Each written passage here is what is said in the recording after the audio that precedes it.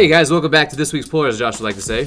What are we reading? And it's just me and Josh today. Dallas cannot make it here today, but we're trying something a little bit different. So if you guys look on the channel, there should be another podcast or another this week's poll that we put up earlier today, and it should be all like the DC and independent titles. This one is designed to be strictly the Marvel comics that came out this week, and so we're going to be listing off. Here's a list of what we're going to be talking about today. Captain America #1 by Ta-Nehisi Coates and Lionel Francis Yu. Cosmic Ghost Rider #1 by Donny Cates and Dylan Burnett. Death of the Inhumans #1 by Donny Cates and Ariel Olivetti. The Immortal Hulk #2 by Al Ewing and Joe Bennett. Earth's Mightiest Heroes, The Avengers #4 by Jason Aaron and Ed McGuinness. The Astonishing X-Men #13, but it's also kind of considered an issue 1 because there's a new team on it by Rosenberg and Land. XMen Gold #31 by Guggenheim and Perez, and Deadpool #2 by Young and Klein. So, if you guys also listen, and this somewhere embedded in this this week's poll, there's going to be a code phrase that'll allow you to get 20% off any issue when you come in here tomorrow, or I guess throughout the rest of the week, because tomorrow is 4th of July. So tomorrow we actually won't be putting up a podcast, which is why we're doing 2 different this week's polls. But if you come in here tomorrow, give us the code phrase, get 20% off a single issue that is not already on your poll list. And with that, we are going to get straight into talking about Captain America #1 by Ta-Nehisi Coates. Man, this was a great issue, if you ask me. This has the markings of being somewhere up, if you ask me, in the upper echelon of like the Ed Brubaker and Steve Epting run of Captain America. I mean, it's too early to say, but it has all the early signs of possibly being that good. What do you think, Josh?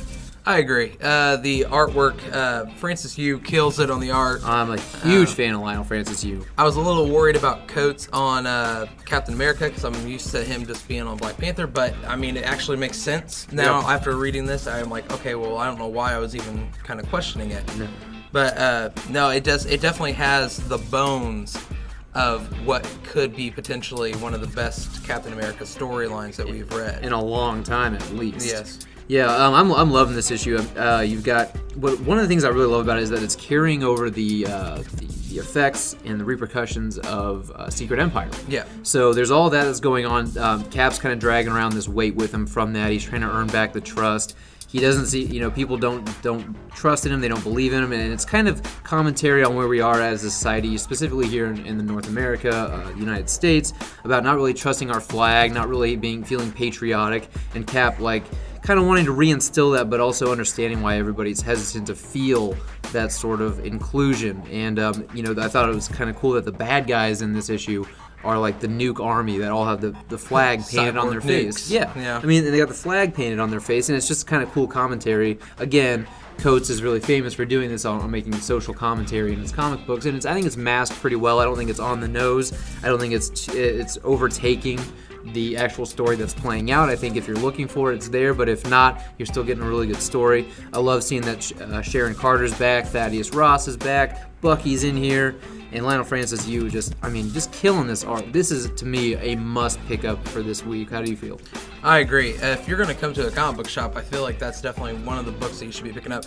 Even if you're not a huge fan of Coates, the artwork from Francis Yu is spectacular, and then also that cover A of being Alex Ross is such a. We were not expecting that. No, to be the because on cover. our order form, cover A was not the Alex Ross cover. It was an incentive cover to get this one. And we're like, shit, we're never gonna get that one. Then we open up today's packaging, and bam, there's all of our cover A's are the Alex Ross cover. Great issue. Beautiful cover. Yeah, and this is your standard $4.99 issue 1. Nothing out of the ordinary there. But we will unveil, if you guys did not listen to the other video that we've uploaded, our new grading system today, because our AC is fucking broken and we've been dying. It's basically been a sweatshop in here, a sauna 4 days since Friday, and so hopefully I get that fixed tomorrow on the 4th of July. Woo! Patriotism. Yep. Doing hard work. But anyway, I'm gonna give this one 4.5 broken ACs, my friend. Yeah, I give it 4.0. Okay. Broken ACs. Hey, I can deal with that, man. That's still a good cover. That's still a good grading. Oh yeah. All right, we're gonna move on to Cosmic Ghost Rider #1 by Donny Cates and Dylan Burnett. Now, this is more to me, out of most of the things that I read today, a little bit more of the fun romp.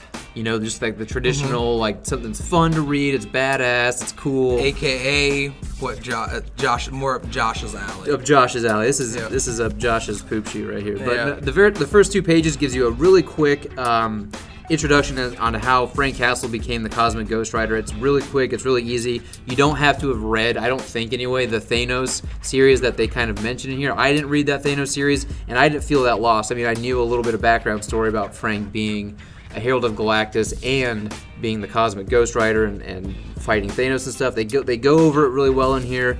You see that Frank is just, he's in Valhalla, he's dead, he's not happy about it. And Donny Cates does a good job of telling you why he's not happy about it. It made me understand very quickly why Punisher, he's like, fuck this place, fuck your Valhalla, dude, fuck your gods. I just cut off one of their noses because for the fuck of it, you know? But it's really cool, and I'm not going to spoil the ending, but I did like the fact that the Punisher was like, look, I didn't want to come to Valhalla because I always figured doing what I do, it was coming back to me. I was gonna get mine. I was gonna finally be punished. You know, why wasn't my family brought to Valhalla? There's no one there, you know, trying to resurrect them and bring them here. I don't deserve to be here, but they do, but they're not here. Fuck this place. And he's kind of telling Odin off, and I'm like, dude, this is a mere mortal telling the Allfather off. Yeah. And Donny Cates, man, he takes something familiar and puts a fresh, fun twist on it like this, and I had a blast reading it. Yeah, I loved every second of it. The artwork is fun. I love the artwork. It's just how it's kind of has that more comic book conventional artwork, kind of mixed with a Jeff Lemire type feel. Yeah, that's what I was thinking. It actually kind of reminded me of the artist on Buzzkill. Yes, exactly. It reminds me of the artist on Buzzkill, which matter of fact, it might be because that's another Donny Cates. Okay. No, I'm looking. It's Mark Resnick that did that one. So nope. But especially for someone who was in love with that Thanos run, this is perfect for me. I was kind of worried about them doing a spin-off. I thought they were just kind of riding on the coattails of the fan base on that, of Cosmic Ghost Rider. But no, it makes sense. I feel like it's well written. I feel like this is definitely a story that I'm going to enjoy for a long time. Well, I don't think it's going to be a long-running series. I'm sure this thing's going to be capped off When around... I say long-running, I mean like 12, 13 I don't even think it's going to go that long. But either way, it's a fun read, and it's definitely worth picking up. Because I think actually we did the DC one already, and now we're doing the Marvel one. In my opinion, this week Marvel killed it. Oh yeah, when you're definitely comparing the two. I mean, I had some disappointments with the DC and the independent stuff this week, which is really weird because like past year it's mostly been DC that I've been really digging. Yeah. And everything I read from Marvel this week has just been amazing. Yeah. I haven't really had any book that I was just like, I'm really disappointed that I read that. Yeah, I breezed through these 7 or 8 issues that I read. But anyway, we're going on to another Donny Cates issue. We didn't give our ratings on you're right. Ghost Sorry. Rider. Cosmic Ghost Rider. I'm going to give it a strong 3.5 broken ACs. We can give it a 4.0 broken AC. Oh, so you're putting it right up there with Captain America. Well, see, I feel it's a very different story. Yeah, but this, like I said before, this is up my alley. This is the way that I want Deadpool written. This is this is up my alley. So okay. I mean, like, so Captain America is not so much up your alley, but you still give it 4.0 ACs. I mean, it's up my alley. I still enjoy it. Yeah. But when I want to read something that's like where it's fun, where I can go through it, read it fast and everything, and just enjoy it, it's usually stuff like this. It's stuff that's a little bit more grittier and kind of goofier, fast-paced, you know. Okay, I got you. Stuff where I have to think about it. Captain I'm not good America at thinking. It starts making it gets hotter in here because of the smoke coming out of my head. Yeah. Captain America definitely was an issue you sat with a little longer than this one. Mm-hmm. But yeah, absolutely. All right, Death of the Inhumans #1, again by Donny Cates, art by Ariel Olivetti. This is an interesting one. I wasn't really sure what was going on here. I hadn't been reading the Inhumans for a while. I kind of jumped off once Royals hit kind of a slump for me. I just kind of got over it. They go over a quick, brief history of who the Inhumans are, like every Inhumans book. But then they start going on about some stuff where the Inhumans are at war and the Kree are at war with the Inhumans, and they've been building up like a super soldier version of an Inhuman. I really like Black Bolt in this. I like him doing the sign language. There's some good surprises to be had. There's some old returning characters, but you can definitely tell there's going to be a lot of tragedy and a lot of loss in this book. And it sets up, it's basically setting up a war. We don't know exactly with who, but we get this dude, what was his name? Vox? like the amp. Yeah, this dude Vox, man, he is a bad son of a bitch, and He looks a lot like Black Bolt. He does, and I'm sure that's by design. But I mean, this guy is just ruthless, and I love the he has this mouth guard. Yeah, and it comes out once he uses power, and it kind of reminds me a little bit, kind of like a Red Predator Death? kind of thing, or Red Death. Yeah, it looked like the Red Death thing to me. The art, I'm not so big on the way Black Bolt's drawn without his cowl on. It's just kind of a weird thing to me because when I think Black Bolt, the cowl is very signature. So seeing him without it is a little jarring at times. But what Donny Cates does is he is able to elaborate a little bit on Black Bolt himself, and when he talks about how when he speaks, it's with precision, and every syllable must be, thought out before he says anything, the way that you do a warrior thinks about fighting and stuff. That was one of my favorite things that they talked about because it really sheds light on Black Bolt. I love little details like that really kind of deepen and enrich the character that you're reading about. But I had an interesting time with this one. It wasn't my favorite read by any chance, but it's definitely nowhere near the worst read. So this one's middling for me, but I'm going to go ahead and put 3.0. Just 3 broken ACs. It's a solid read. It's not my favorite thing, but it was solid. Yeah, I definitely would give it a 3.0. 3.0 broken ACs.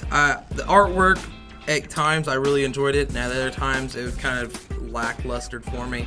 The story, it felt like it was kind of fast paced. I feel like this is just supposed to be a start. Like they're just trying to jump you to where they're going. Yeah, it's a setup. And then the second issue is going to be, now it's like played out for you. Right. And I do love the way they did Black Bolt. The character, it was just very on point. Yeah. Cates's, between Cosmic Ghost Rider, his Thanos run, Venom, the dude. This guy's killing it. Yeah. I'm just afraid Marvel's going to do what they always do with their writers, put them on so many titles, and the dude's going to get worn out quick, and we're not going to get quality storytelling from it anymore. Hell, he had 2 books it's coming out Wednesday, so. Yeah, it's I just hope he can keep it up, and I really hope that they're smart enough to not, exhaust him. Yeah. But, all right, I'm going to be moving on to the Immortal Hulk #2 by Al Ewing, art by Joe Bennett. Man, what a killer read. Yeah. This issue was so good, and I didn't think it could follow up issue 1 the way it did. I didn't think it could surpass issue 1, in my opinion. But basically, you're getting not only elaborations on the Hulk, you're getting an elaboration on Bruce Banner himself. And I feel like Bruce Banner hasn't really been a character in a long time in the comics. He's basically just kind of been there. He's been it's all been the Hulk anymore. Well, he's been like the Hulk. Yeah, he's been the guard at the gate. He's always that person. He's always keeping the Hulk at bay. You never really get characterization out of him. But in this one, man, you get so much Bruce Banner. I mean, the Hulk doesn't even show up until towards the very end of the book, and you're still, you're gripped. This book gets you, and he does a good job at talking about, I'm on the lam here, and I'm stealing, and I'm having to all my clothes, and I outgrow them, and I don't know where I'm going to be the next night. I don't know what resources I'm going to have. So he's like, I'm enjoying the simple life. I'm going to enjoy my day-to-day, my moment-to-moment. Down to his senses of just enjoying like 2 eggs with salt and pepper. But he never loses the fact that he knows the Hulk is there, and he actually even talks about it at one point in the book that Hulk actually might be smarter than him at this point. And I thought that was so interesting to read. And even, again, they're not shying away from the history. They're talking about the way Hawkeye shot him in the head with an arrow and killed him. And he's like, I wanted to know if I could die. Turns out I can, but the Hulk can't. So I love everything that's going on here, and we find that, Bruce is on a mission. He's kind of putting his science work to use, and it's carrying over a bit from the last issue where he kind of took on that murder. But man, Hulk is just no holds barred. Like, this is Hulk, but Punisher Hulk. But this is more, it's Punisher in the sense that he's just going to take these people out, but he's not going to do it in a quick and easy way. And he's also going to be like, hey, I want you to know why I'm taking you out. I want you to know exactly what you did wrong, and you fucked up, and I'm not going to tolerate it. Like, I'm not giving you a second chance. This is it. You fucked up. And the Hulk is scary, man. Like, he's a force to be reckoned with in this. And this book doesn't shy away from being gruesome when it needs to be. Doesn't shy away from being brutal when it needs to be. But it's also intelligent. What I will give Marvel this week, at least, between this and Captain America and a little bit with Death of Inhumans, these books are much more cerebral than they have been in a long time. These are the kinds of books that kind of make you think a little bit more. And I love that in my comic book reading, because I like that these comics can be more than just pulp fun. Yeah. This, one thing I just absolutely love about this run so far, and I was kind of worried it was just the first issue and how I was kind of taking it that way, but I love it because it's kind of going. It has this like horror, supernatural, investigating kind of like story plot to it. The sense of it is just very like an old 1970s horror comic. Yeah, that's the way I take it. And then the artwork on the cover. Yeah, Alex Ross again. It's not Alex Ross. Oh, it's not Alex Ross? No, it's Paul Mounts. Oh, really? Well, I know Alex Ross did the cover on the first one. My apologies. I mean, it looks like Alex Ross. It looks like Alex Ross. Yeah. The new character that they introduced in this book is fucking awesome. I mean, I love that character. Oh, you're talking about the Yeah, I love that character. I think it was just a really cool premise. I love the way that they're drawing the Hulk, and I do agree with you. I love the fact that we're actually getting a little bit more into Bruce Banner. That's one thing I'm picking out from these books is like they're making you think. They're kind of relating more with today's with what's going on today's times, but also it kind of feels like they're going back and they're kind of trying to hit the same kind of roots that these original comics were going for. Yeah, they're focusing on characterization. They're focusing on it, and they're kind of giving you that same flavor, that old 1960s, like late 60s, early 70s feel on these comics, but they're also trying to modernize it, so they're tweaking it up to make it even better. And they're killing it, man. Yeah, I'm loving this. In the solo books, it's much more character focused and a lot less story driven. It's just, here's the characters, they're at the very forefront, and then whatever's happening in the background is the story, and what you're reading is how the character reacts to what's happening. I hope that they continue to do this, but in the very first page, they always do a quote or a scripture. And like in this week's is this issue's all that a man hath will he give for his life. Yeah. And I love that. It just another thing that's just right up Josh's alley. Yeah, this is the kind of stuff I like, the supernatural weird shit. You know, this is a great read. So I'm gonna give this one four broken ACs. I give it 4.5 broken ACs. So this has been your favorite issue so far. This is probably my favorite issue. The more I think about it, the more I just go, man, I really enjoy it. And out of everything I've read, this is the one that I actually want to go back and reread and see if I can pick up some more stuff. I'd actually love to read issue 1 and 2 back to back. I think that would be awesome. That'd be a great read. Yeah. All right. We're going to be moving on to Avengers number 4 by Jason Aaron and Ed McGuinness. Now, I've been a fan of this series. We've both been a big fan since issue 1, right? Issue 1 was amazing. Yes. Issue 2 was pretty good. Then issue 3 I thought was great again. And then this one, it's weird. It's fluctuating. Because this one doesn't get me so much. But this one is really setting up all the dominoes, right? I mean, there's just so much happening. It reminds me a little bit of the Justice League where all these characters are all kind of coupled up, but they're all spread apart doing their own thing. There's a lot of information given in this book, and it's really hard to keep track of the 1 million BC Avengers, the Celestials, the Horde, the Final Host, the Eternals. It's really tough to kind of start keeping it all straight in your head. And I'm doing my best, and I feel like Jason Aaron's doing his best, but I'm almost feeling like Jason Aaron has a quota. He has to hit this mile marker at this issue. Like, this has to happen by this issue. So he's cramming all this in this one issue to try and make sure it's all set up so when he finally does hit here's the big battle, here's the big reveal, whatever it's leading up to, it has to happen by probably issue 6. I'm guessing it's an editor's note. Mm-hmm. But it just feels like there's a lot thrown at us. My only real gripe is I still don't like Jennifer Walters not being in control of herself while being the Hulk. She doesn't speak in complete sentences. She's, just her. It's the typical Hulk stuff. And one of the things I always liked about Jen was that she was still herself, even in Hulk form. Isn't it kind of weird that we have Hulk and Immortal Hulk, and he's speaking complete sentences and actually smart, and then we get Avengers, and then now Jen is Hulk. She's just a Neanderthal Hulk again. Yeah. There's a few Hulk warmest. Yeah. The warmest there is. There's a few characters that are introduced here that I'm not exactly sure who they are. I don't know where they come from. Apparently Tony. I know, but it's I don't recall reading them. When was the last time they were in comic books? I can't really tell you the last time that they were in, but yeah. I know by name who they are, but I don't know. He refers to one as Icarus. I'm like, well, this isn't the same Icarus from Greek mythology. If you're somebody who's just recently getting in the books, you have no fucking clue who these guys are. I can see why this one would lose people a little bit or confuse them. So this isn't my favorite issue of the Avengers run, but I think that it's building up to something really spectacular. I really do. Don't let this issue be the one that makes you drop the title. I'd say keep going because something big is about to happen. But I think, again, one of the strongest parts of this book is Jason Aaron writing Thor and Odin and those guys. Like, he's just got it down, and I love it. And I'm loving Ed McGuinness's art. Like we said last time, the art gets better and better. So what would you rate Avengers issue 4? Issue 4 wasn't my favorite of the Avengers. It was definitely readable, though. I did enjoy the art. I did enjoy the kiss. Yeah, that was a fun little kiss.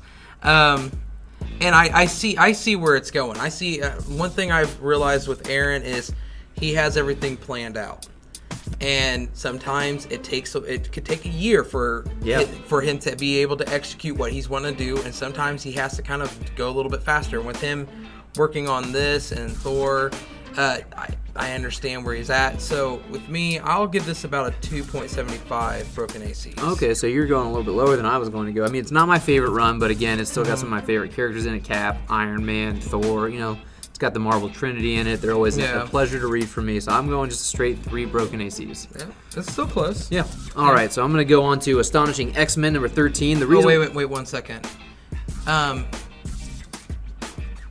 Walking Ghost phase. Walking Ghost phase. There's your secret phrase for the day. Come in, give us that phrase, and get 20% off any issue. That's not on your pull list.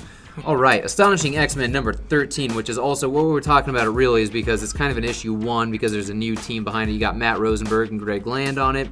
And a new roster team players, right? And a new team itself. It's not fully come together just yet, but actually the main focus in this book is Havoc, who, he's been kind of a bad guy lately, but you find out he's been